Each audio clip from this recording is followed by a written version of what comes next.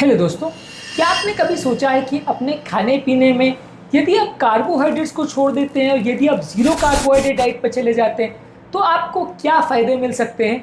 यदि आप शुगर और ब्रेड को बाय बाय बोल देते हैं, अलग तरह के हर कार्बोहाइड्रेट्स को अपने खाने में बंद कर देते हैं, तो क्या ये आपकी सेहत पे कुछ पॉजिटिव इफेक्ट करेगा या नेगेटिव। क्या आप ये जानते हैं कि आपकी सेहत के लिए ये गेम चेंजर साबित हो सकता है। ये दुनिया भर की बहुत सारी बीमारियां और बहुत सारी फिजिकल मेंटल इलनेस को कंट्रोल करने के लिए एक जादुई नुस्खा साबित हो सकता है। आज पता करने का प्रयास करते हैं। आज हम आपको बात करेंगे जीरो कार्बोहाइड्रेट्स डाइट पर।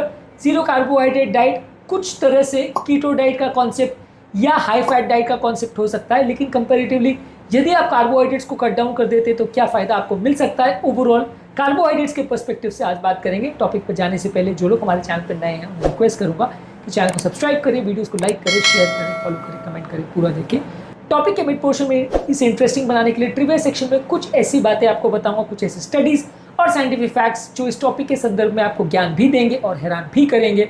और यदि आप एंड तक मेरे साथ जुड़े रहते हैं जैसे कि मैं उम्मीद करूंगा, तो कुछ ऐसी प्रैक्टिकल यूटिलिटी के पॉइंट्स बताऊंगा जो इस टॉपिक से मिली इन्फॉर्मेशन को अपने डे टू डे लाइफ में यूटिलाइज करने में आपकी मदद करेंगे। तो चलिए शुरू करते हैं मेरे साथ ये हल्का सफर। रिसेंटली मेरी ओपीडी में मिस्टर शर्मा आए थे जो कि डायबिटिक थे, 45-year-old पेशेंट थे, काफ़ी टाइम से डायबिटीज़ की मेडिसिन ले रहे थे। हमने उन्हें लो कार्बोहाइड्रेट या नो कार्बोहाइड्रेट डाइट पे अंडर मेडिकल गाइडेंस स्टार्ट किया। वो हाई डोज इंसुलिन और मल्टीपल मेडिसिन पे थे और विद इन 6 मंथ्स उनका इंसुलिन थेरेपी पूरी तरह से खत्म हो गया। वो काफ़ी एनर्जेटिक भी फील कर रहे थे और उनकी मेडिसिन भी अब हम कट डाउन करने के फेज में है। सिग्निफिकेंटली उनका बॉडी वेट भी डाउन हुआ। तो ये वन ऑफ द बहुत सारे एग्जाम्पल्स हैं जो हमारी ओपीडी में रेगुलर बेस पे आते हैं, जिनका हम डायबिटीज़ की दवाई पूरी तरह से बंद कर पाते हैं। सिर्फ उनके डाइट में चेंज करके हम ये करिश्मा करके दिखा पाते हैं। इस तरह से मिस्टर रेड्डी जो कि 38-year-old है, वेट लॉस के हिसाब से हमारे पास आए थे। काफ़ी टाइम से वो स्ट्रगल कर रहे थे, डेली एक्सरसाइज कर रहे थे। हमने उन्हें नो कार्बोहाइड्रेट डाइट पर स्विच किया और विद इन 4 मंथ्स उनका 15 kg वेट लॉस हुआ। हंगर भी कम था, मूड स्टेबिलिटी भी बेटर थी और वो बहुत ईजिली अपने टारगेट्स को अचीव कर पाए। तो no carbohydrate diet weight loss के संदर्भ में भी मैजिकल रिजल्ट्स दे पाती है। आगे बढ़ने से पहले एक इंपॉर्टेंट सवाल, आपको क्या लगता है कि कार्बोहाइड्रेट छोड़ने में सबसे मुश्किल चीज़ क्या होती है? कमेंट सेक्शन में लिख के बताइए। क्या आपने कभी नो कार्बोहाइड्रेट डाइट को कभी ट्राई किया या इसके बारे में कभी विचार किया है? कमेंट सेक्शन में लिख के ज़रूर बताएं। चलिए आते हैं मेन टॉपिक पर।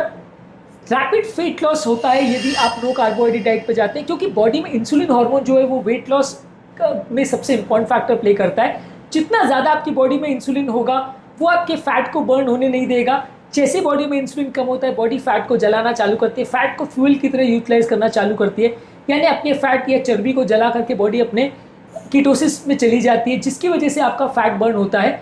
नॉर्मली बॉडी हमेशा ये कोशिश करती है कि फैट को ना जलाए। जितना ज़्यादा बॉडी में इंसुलिन होगा उतना बॉडी फैट को कभी नहीं जलाएगी। यही कारण है कि ज़्यादातर डायबिटीज़ वाले पेशेंट्स अक्सर मोटे होते हैं, क्योंकि उनकी बॉडी में ज़्यादा इंसुलिन होता है और ये अपने फैट को बिल्कुल नहीं जलाना चाहते। इस वजह से आप कितनी भी एक्सरसाइज कर लो, कितना भी उनको डाइटिंग करवा लो, लेकिन उनका वजन कम नहीं होता। लेकिन नो कार्बोहाइड्रेट डाइट एक ऐसा कॉन्सेप्ट है जो इंसुलिन लेवल्स को बहुत कम कर देता है, जिसकी वजह से उतनी ही एक्सरसाइज करने के बाद भी उनको ज़्यादा अच्छे रिजल्ट्स मिलते हैं और उतनी डाइटिंग करने के बावजूद या इनफैक्ट कम डाइटिंग करने के बावजूद भी उनका वजन कम होने लगता है। इसके अलावा नो कार्बोहाइड्रेट डाइट आपकी बॉडी में वाटर रिटेंशन को कम करते हैं। कई लोग के हाथ पाँव में जो सूजन आ जाती है, ब्लोटिंग हो जाती है, पानी भर जाता है, जब आप नो कार्बोहाइड्रेट डाइट पर स्विच करते हो तो ये एक्स्ट्रा पानी को निकालने में मदद करता है। तो ऑन एन एवरेज ज़्यादातर अगर कोई व्यक्ति कीटो डाइट या जीरो कार्बोहाइड्रेट डाइट पे आता है तो पहले एक हफ्ते में उसको 1 किलो से कई बार 3-4 किलो तक का वेट लॉस भी दिख सकता है। पर इनिशियल पीरियड में जो वेट लॉस होता है वो बॉडी के पानी की जो एक्सेस है वो कमी होने की वजह से होता है। एक्चुअल वेट लॉस ये नहीं होता, एक्चुअल वेट लॉस इसके बाद में चालू होता है, क्योंकि ये वेट लॉस थोड़े दिन के बाद वापस पानी भरने की वजह से जैसे आप अपनी डाइट को चेंज करते हैं वापस से आ सकता है। इसके अलावा जब आप जीरो कार्बोहाइड्रेट डाइट पर जाते हैं तो आपका ब्लड शुगर लेवल्स ज़्यादा बेटर होता है। यदि किसी व्यक्ति को डायबिटीज़ है या प्री डायबिटीज़ है तो उनका ब्लड शुगर स्पाइक्स काफ़ी कम हो जाता है। फैट बॉडी के इंसुलिन लेवल्स को बिल्कुल नहीं बढ़ाते और जब इनको आप लेते हैं तो शुगर लेवल्स बिल्कुल नहीं बढ़ता। इसी वजह से आपकी बॉडी में इंसुलिन ज़्यादा नहीं बनता है और ओवरऑल डायबिटीज़ को रिवर्स करने के लिए ये एक इंपॉर्टेंट फैक्टर प्ले करता है। इसके अलावा आपको अगर ब्रेन फॉग का प्रॉब्लम है या सोचने समझने की क्षमता अगर कम है तो कीटोन बॉडीज़ को यूटिलाइज करने से आपकी मेंटल क्लैरिटी इंप्रूव होती है, सोचने समझने की क्षमता इंप्रूव होती है, आपका मेंटल फोकस इंप्रूव होता है, आपका फोकस ज़्यादा शार्प हो जाता है, जिससे आपकी ब्रेन के संबंधित कई बीमारियों से लड़ने में आपकी मदद मिलती है। ब्रेन की कई डिजेनरेटिव बीमारियां जैसे कि खासकर अल्जाइमर डिजीज़, अगर आप इसमें कीटो डाइट का या जीरो कार्बोहाइड्रेट डाइट का प्रयोग करते हैं तो आपको सिग्निफिकेंट फायदा देखने को मिल सकता है। लोगों का मेंटल क्लैरिटी और बीमारी के चांसेस काफ़ी इंप्रूव हो जाते हैं। इसके अलावा जीरो कार्बोहाइड्रेट डाइट से आपकी बॉडी में सूजन और इन्फ्लेमेशन भी कम होता है। इन्फ्लेमेशन आपकी बॉडी में बहुत सारी बीमारियां जैसे arthritis, joint pain, autoimmune disease, lupus, Crohn's disease, skin condition जैसे एक्जिमा, सोरियासिस और एक्ने, ये सारी प्रॉब्लम्स करता है। जब आप जीरो कार्बोहाइड्रेट डाइट पे जाते हैं तो बॉडी के इन्फ्लेमेटरी मार्कर्स कम हो जाते हैं और बहुत सारी इन्फ्लेमेशन संबंधित या सूजन संबंधित बीमारी को कम करने में मदद मिलती है। इसके अलावा इससे आपकी हार्ट की हेल्थ बेटर होती है, आपके ट्राइग्लिसराइड्स बेटर हो जाते हैं, आपका गुड कोलेस्ट्रॉल बढ़ता है और आपका बैड कोलेस्ट्रॉल भले हो अगर ना भी कंट्रोल हो, लेकिन आपके ओवरऑल जो कोलेस्ट्रॉल का नली में डिपॉजिट होने की टेंडेंसी वो कम हो जाती है। अक्सर ज़्यादातर लोगों को लगता है कि अगर आप बहुत ज़्यादा फैट अपने खाने में खाओगे तो एलडीएल कोलेस्ट्रॉल बढ़ जाएगा। कई केसेस में थोड़ा बहुत बढ़ता भी है, लेकिन काफ़ी स्टडीज़ ने शो किया है कि ये उतना नुकसान नहीं करता जितना कि लोग सोचते थे। और अगर थोड़ा बहुत एलडीएल कोलेस्ट्रॉल बढ़ भी जाए तो भी लोगों को हार्ट अटैक, लकवा जैसी बीमारियां होने के चांस कम ही होते हैं। अगर आप लो कार्बोहाइड्रेट डाइट लेते हैं और अपना वजन कम कर पाते तो इससे आपको फ़ायदा ही होगा, नुकसान नहीं होगा। इसके अलावा आपकी ओवरऑल एनर्जी की एडेप्टेशन बेटर हो जाती है। आप कीटोन बॉडीज़ को यूटिलाइज कर पाते हो कुछ दिनों के बाद, जो आपको लंबे समय तक एनर्जेटिक महसूस कराता है। अगर आप मैराथन रनर्स हो या साइकिलिस्ट हो तो आपको परफॉर्मेंस इंप्रूव करने में और ट्रेनिंग करने में ज़्यादा मदद करता है जब आप फैट को यूटिलाइज करने लगते हो अपने एनर्जी के प्रोडक्शन के लिए। एनर्जी के लिए जब आप फैट को यूटिलाइज करते हो तो आपको ज़्यादा एनर्जी देता है एज़ कम्पेयर टू जितना ग्लूकोज दे पाता है, क्योंकि ग्लूकोज बहुत जल्दी खत्म हो जाता है, फैट आपको लंबे समय तक एनर्जी देता रहता है। अब हमारे ट्रिविया सेक्शन में बताऊंगा कुछ ऐसी इंपॉर्टेंट बातें जो आपको ज्ञान भी देंगे और हैरान भी करेंगे। तो चलते हैं हमारे ट्रिविया सेक्शन में।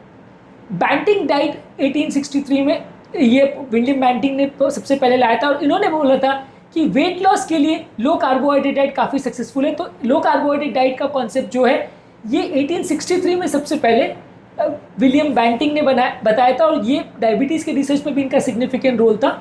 इसके अलावा वर्टा हेल्थ स्टडी 2017 में आई थी, जो कि एक लैंडमार्क स्टडी थी डायबिटिक पेशेंट में, जहाँ पे बहुत लो कार्बोहाइड्रेट डाइट से लोगों की डिजीज रिवर्स हो गई थी और उनके HbA1c लेवल्स को कम करने में मदद मिली थी। इसके अलावा 1972 में एटकिंस डाइट का कॉन्सेप्ट आया था। एटकिंस डाइट बेसिकली एक वेरी लो कार्बोहाइड्रेट और high fat diet, keto diet जैसा कॉन्सेप्ट था, जहाँ मिर्गी के पेशेंट्स में इस डाइट से मदद मिली थी। जिन लोगों को मिर्गी की प्रॉब्लम थी, बच्चों को, जहाँ कोई और दवा से फ़ायदा नहीं मिल रहा था, वहाँ एटकिंस डाइट से फ़ायदा मिला था। तो एपिलेप्सी के ट्रीटमेंट में भी इसको यूज़ किया गया था। इसके अलावा एक इन्यूइट पैराडॉक्स करके कॉन्सेप्ट है। यहाँ पे अगर कोई व्यक्ति जीरो कार्बोहाइड्रेट डाइट यानी हाई फैट और हाई प्रोटीन वाली डाइट लेता है तो इस तरह के लोगों को हार्ट अटैक का रिस्क कंपैरेटिवली कम होता है। ये शो करता है कि बॉडी में कार्बोहाइड्रेट की उतनी ज़्यादा ज़रूरत नहीं है जितना लोग सोचते हैं। लो कार्बोहाइड्रेट डाइट कंपैरेटिवली ज़्यादा हेल्दी है। 2003 में new England journal of medicine में कंट्रोल स्टडी पब्लिश हुई थी, जहाँ लो कार्बोहाइड्रेट लो फैट डाइट को कंपेयर किया गया था और उन्होंने पाया था कि लो कार्बोहाइड्रेट डाइट वाले लोगों ने ज़्यादा वेट लॉस किया था एज कम्पेयर टू वो लोग जो लो फैट डाइट ले रहे थे। इसके अलावा 2019 में Harvard school of public health पे एक स्टडी पब्लिश हुई थी, जहाँ पे उन्होंने पाया था कि कार्बोहाइड्रेट को अगर हेल्दी फैट्स और प्रोटीन से रिप्लेस करते हैं तो हार्ट डिजीज का रिस्क कंपेरेटिवली कम होता है। इसके अलावा एपिलेप्सी के ट्रीटमेंट में बच्चों में काफ़ी बार ये स्टडी किया गया है कि यदि अगर किसी बच्चे की मिर्गी की बीमारी ठीक नहीं हो रही है तो वो बच्चा जिसकी मिर्गी की दवाइयों से रिस्पॉन्ड नहीं करी, वहाँ पे आप कीटोन डाइट पर अगर बच्चे को लाते हैं और लो कार्बोहाइड्रेट डाइट पर उसको रखते हैं तो मिर्गी की बीमारी में सिग्निफिकेंट फ़ायदा देखने को मिल सकता है। ट्रिविया सेक्शन में इतना ही। अब आगे बढ़ते हैं। हमारी ओपीडी में एक पेशेंट आए थे, फीमेल पेशेंट, जिनको पॉलीसिस्टिक ओवेरियन डिजीज़ और साथ में डायबिटीज़ का प्रॉब्लम था। उनको पॉलीसिस्टिक ओवेरियन डिजीज़ के लिए काफ़ी हार्मोनल थेरेपी चल रही थी और डायबिटीज़ का भी ट्रीटमेंट चल रहा था। हमने उनको जीरो कार्बोहाइड्रेट डाइट पर किया, कीटोन डाइट पर स्विच किया और पॉलीसिस्टिक ओवेरियन डिजीज़ में सिग्निफिकेंट इंप्रूवमेंट देखने को मिला। इनफैक्ट उनके ज़्यादातर हार्मोनल सिम्टम्स चले गए और डायबिटीज़ भी अपने आप ठीक हो गया और over a period of time उनकी पूरी दवा बंद हो गई। मेरे कलीग न्यूरोलॉजिस्ट ने एक केस मुझे बताया था, जहाँ पे उनके पास एक एपिलेप्सी का पेशेंट आया था 60 ईयर ओल्ड, जो कंपेरेटिवली जिनको एपिलेप्सी की प्रॉब्लम थी, मेडिसिन से काफ़ी इंटॉलरेंस हो रहा था। उन्होंने एक कन्वेंशनल एंटी एपिलेप्टिक कॉन्सेप्ट जो है लो कार्बोहाइड्रेट डाइट का उसमें यूज़ किया और वहाँ पे उस पेशेंट की दवाइयाँ सिग्निफिकेंटली कम हो गई और उनको कंपेरेटिवली कम प्रॉब्लम्स आई। तो ये उनके एक्सपीरियंस में एक ऐसा पेशेंट था जहाँ पे एपिलेप्सी में उन्होंने इस कॉन्सेप्ट को यूज़ किया था और उनको फ़ायदा देखने को मिला, यानी दवाइयाँ काफ़ी कम हो गई। आगे बढ़ने से पहले एक इंपॉर्टेंट सवाल, क्या आपको लगता है कि कार्बोहाइड्रेट्स के बिना एनर्जी और स्टैमिना नहीं मिल सकती?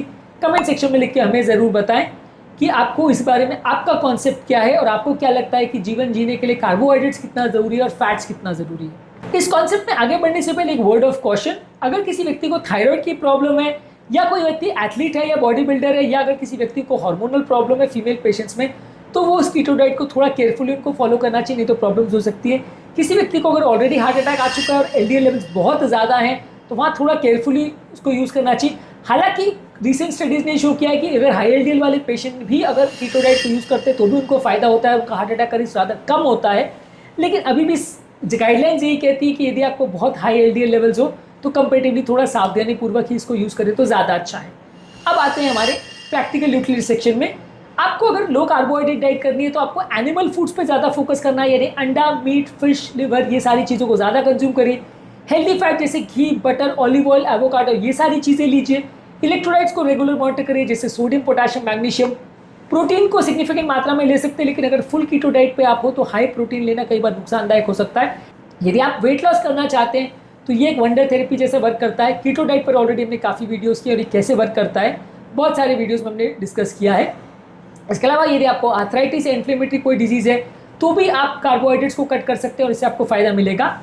यदि आपको मेंटल क्लैरिटी का प्रॉब्लम है या सोचने समझने की क्षमता कम है तो भी कीटोन डाइट को यूज़ करने से आपकी मेंटल प्रोडक्टिविटी बेटर होगी। डायबिटीज़ के पेशेंट्स को डेफिनेटली इसको ट्राई करना चाहिए, उनकी दवाइयों के रिक्वायरमेंट को काफ़ी कम कर देगा, बीमारियों के लेवल को काफ़ी कम कर देगा। तो अगली बार जब आप हेल्दी होना चाहते हैं और अपनी हेल्थ को इम्प्रूव करना चाहते हैं तो कार्बोहाइड्रेट को कट डाउन करने का प्रयास करिए और फैट से जितना आप डरते हैं या आपको जितना डराया जाता है उस डर को मन से निकाल दीजिए। फैट्स उतना ज़्यादा नुकसान नहीं करते हैं आपकी वेट लॉस जर्नी में जितना कि कार्बोहाइड्रेट्स करते हैं। बहुत सारी स्टडीज़ में साबित हो चुका है। यदि आपको ये कॉन्सेप्ट थोड़ा सा नया और अनडाइजेस्टिबल लगता है तो कमेंट सेक्शन में लिख के हमें बताइए, हम आपके कमेंट्स को आंसर करने का प्रयास करेंगे और आपको दूसरे हमारे वीडियोस के वो लिंक्स देंगे जिससे आपकी क्वेरी सॉल्व हो जाएगी और आपके कमेंट्स या आपका डर दूर हो जाएगा। उम्मीद करूंगा कि आज के टॉपिक में कुछ नई बातें जानने को मिली होगी। जो लोग हमारे चैनल पर नए हैं उन्हें रिक्वेस्ट करूंगा कि चैनल को सब्सक्राइब करें, वीडियोस को लाइक करें, शेयर करें, फॉलो करें, कमेंट करें।